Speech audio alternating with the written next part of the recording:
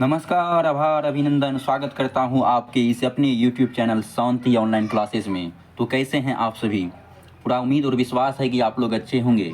आज की इस वीडियो में बात करेंगे एसएसटी का वीवीआई इम्पोर्टेंट क्वेश्चन, जो कि एग्ज़ाम के लिए काफ़ी इम्पोर्टेंट है। जी हाँ साथियों, काफ़ी इम्पोर्टेंट है। वीडियो को मिस नहीं कीजिएगा, अंत तक बने रहिएगा ताकि एक भी प्रश्न आपके एग्ज़ाम में नहीं छूटे। तो चलिए शुरू करते हैं पहला क्वेश्चन। पहला क्वेश्चन कह रहा है, बम्बई का पहला कपड़ा मिल कब खोला गया था? तो बम्बई का पहला कपड़ा मिल जो खोला गया था 1854 ईस्वी में खोला गया था। आंसर इसका डी राइट हो जाएगा। अगला प्रश्न कह रहा है, अगला प्रश्न है 1907 ईस्वी में जे.एन. टाटा ने भारत का पहली लौह इस्पात संयंत्र किस जगह स्थापित किया था? तो याद रखना है इसका राइट आंसर हो जाएगा जमशेदपुर में किया था। आंसर इसका जो है ए राइट हो जाएगा। अगला प्रश्न कह रहा है, अगला प्रश्न है 1928 के ग्राइफ वाटर के कैलेंडर पर किस भगवान का चित्र अंकित था? तो याद रखना है विद्या देवी सरस्वती का जो है चित्र अंकित था। याद रखना है आंसर इसका बी राइट हो जाएगा। वेरी वेरी इंपॉर्टेंट प्रश्न है ये एग्जाम के लिए। अगला प्रश्न कह रहा है, अगला प्रश्न कह रहा है 20वीं शताब्दी में आयोजित कपड़ों के मैनचेस्टर के लेबल पर किस प्रकार के चित्र छपे हुए थे? तो याद रखना है इसका जो राइट आंसर हो जाएगा महाराज रंजीत सिंह के जो है 20वीं शताब्दी में मैनचेस्टर पर चित्र छपे हुए थे। याद रखना है आंसर इसका बी राइट हो जाएगा। अगला प्रश्न कह रहा है, सन 1853 ईस्वी में सर्वप्रथम कपड़ा मिल कहाँ खोला गया था? तो कपड़ा मिल जो खोला गया था याद रखना है कहाँ खोला गया था? तो नोएडा में खोला गया था। आंसर इसका नोएडा नहीं होगा, बम्बई होना चाहिए। बम्बई में खोला गया था। आंसर ऑप्शन इसमें मिस हो गया है। आंसर इसका बी राइट आंसर हो जाएगा। अगला प्रश्न कह रहा है, औद्योगिक क्रांति सर्वप्रथम किस देश में हुई थी?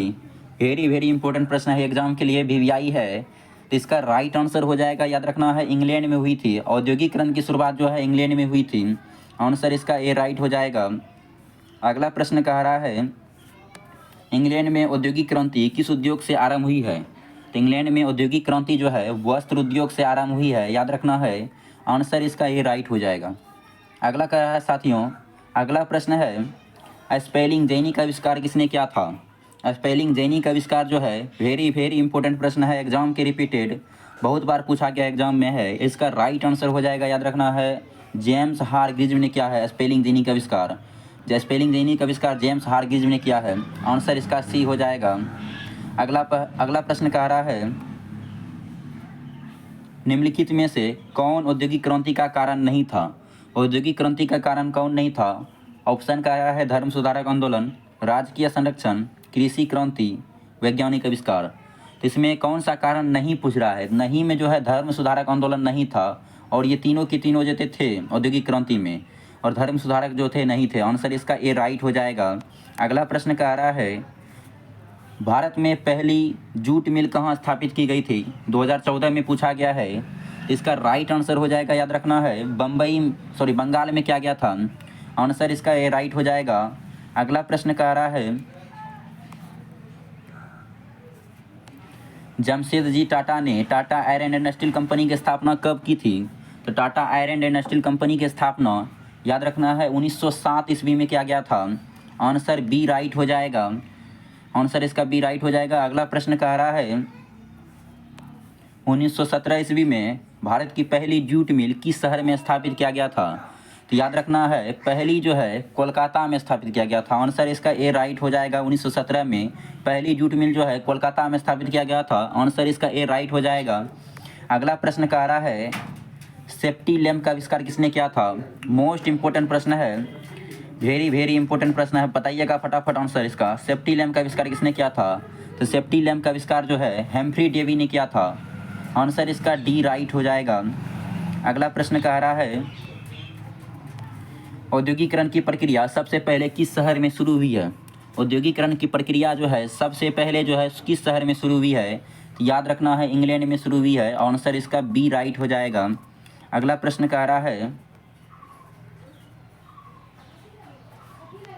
बम्बई में सर्वप्रथम सूती कपड़ा मिल की स्थापना कब की गई थी? तो बम्बई में जो है सर्वप्रथम सूती कपड़ा मिल की स्थापना जो है 1854 ईस्वी में किया गया था। आंसर इसका ए राइट हो जाएगा।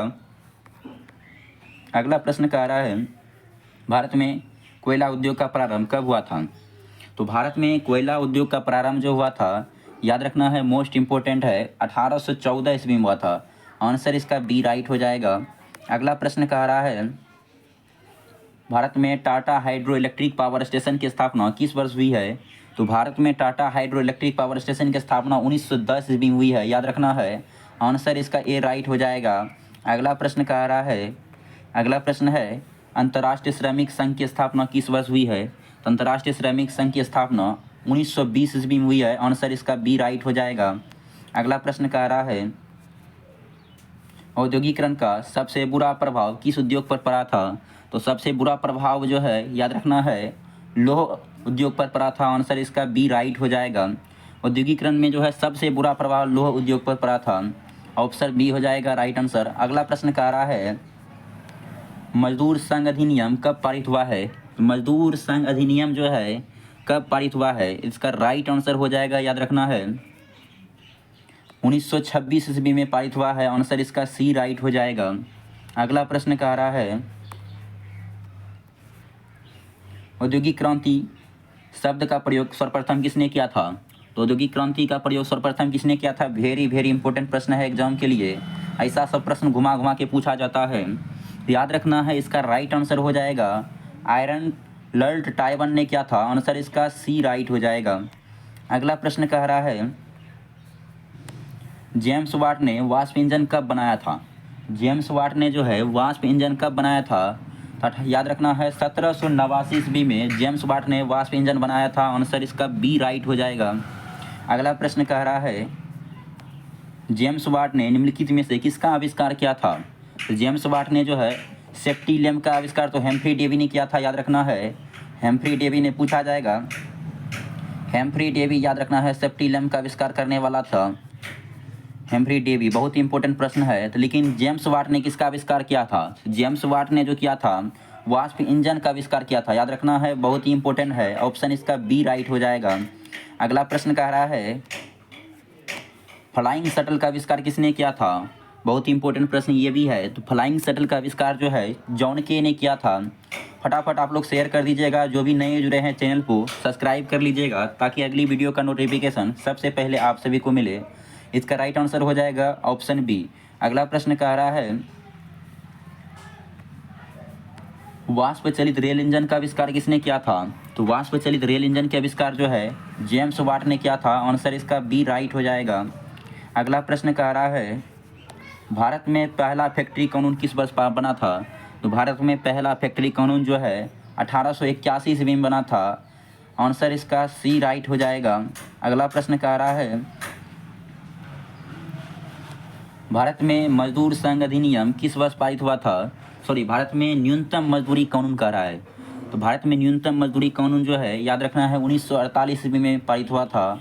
आंसर इसका डी राइट हो जाएगा। अगला प्रश्न कह रहा है,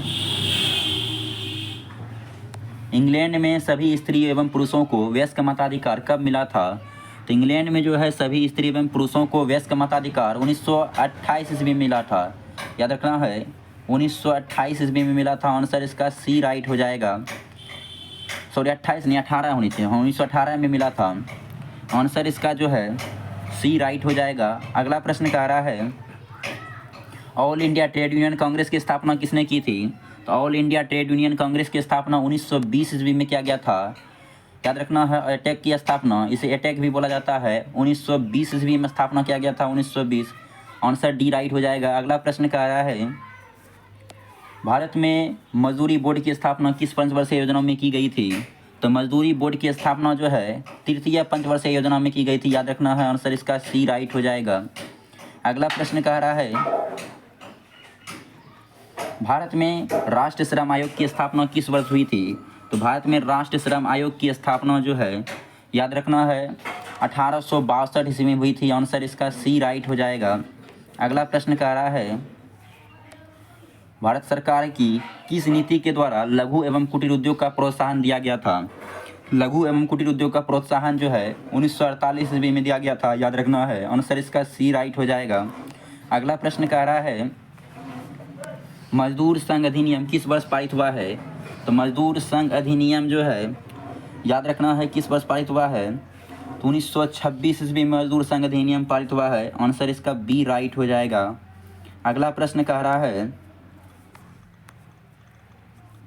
विश्व व्यापार संगठन की स्थापना किस वर्ष किया गया था? वेरी वेरी इंपॉर्टेंट प्रश्न है। यानी WTO की स्थापना जो है, WTO की स्थापना कब किया गया था? याद रखना है 1995 ईस्वी में किया गया था।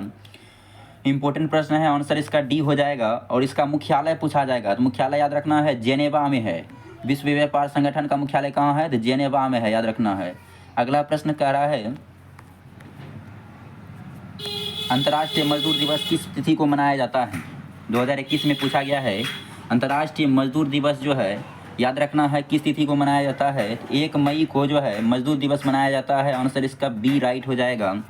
अगला प्रश्न कह रहा है इंग्लैंड में सभी स्त्री एवं पुरुषों को वयस्क मताधिकार कब प्राप्ति हुई थी? तो इंग्लैंड में सभी स्त्री एवं पुरुषों को वयस्क मताधिकार 1918 ईस्वी में प्राप्ति हुई थी। आंसर इसका सी राइट हो जाएगा। अगला प्रश्न कह रहा है वैज्ञानिक समाजवाद की अवधारणा का प्रतिपादन किसने किया था? वेरी वेरी इंपॉर्टेंट प्रश्न ये भी है। याद रखना है वैज्ञानिक समाजवाद की अवधारणा का प्रतिपादन जो है कार्ल मार्क्स ने किया था। आंसर इसका सी राइट हो जाएगा। अगला प्रश्न कह रहा है पावर लूम का आविष्कार किसने किया था? पावर लूम का आविष्कार किस देश में हुआ था? पावर लूम का आविष्कार जो पूछा जाएगा एडमंड क्राइटर ने किया था, लेकिन किस देश में पूछ रहा है तो याद रखना है देश का नाम हो जाएगा ब्रिटेन में किया गया था। ब्रिटेन में किया गया था। आंसर इसका ए राइट हो जाएगा। अगला प्रश्न कह रहा है ईस्ट इंडिया कंपनी ने गुमास्तों की नियुक्ति क्यों की है? तो ईस्ट इंडिया कंपनी ने जो है गुमास्तों की नियुक्ति इसलिए की थी क्योंकि बुनकरों पर नियंत्रण रखने के लिए किया गया था। याद रखना है आंसर इसका सी राइट हो जाएगा। अगला प्रश्न कह रहा है भारत सरकार ने 1921 ईस्वी में एक राजस्व आयोग की नियुक्ति किया, उसका प्रधान किसे बनाया गया? उसका प्रधान जो है किसे बनाया गया था? तो याद रखना है इसका राइट आंसर हो जाएगा इब्राहिम रहीमतुल्लाह को बनाया गया था। आंसर इसका ए राइट हो जाएगा। अगला प्रश्न कह रहा है 1930-40 ईस्वी के दशक में निम्नलिखित में से कहाँ के द्वारकानाथ टैगोर ने 6 संयुक्त राष्ट्र कंपनियां लगाई थी? तो 6 संयुक्त राष्ट्र कंपनियां जो है कहाँ की लगाई थी? तो बंगाल में लगाई थी। याद रखना है आंसर इसका ए राइट हो जाएगा। अगला प्रश्न कह रहा है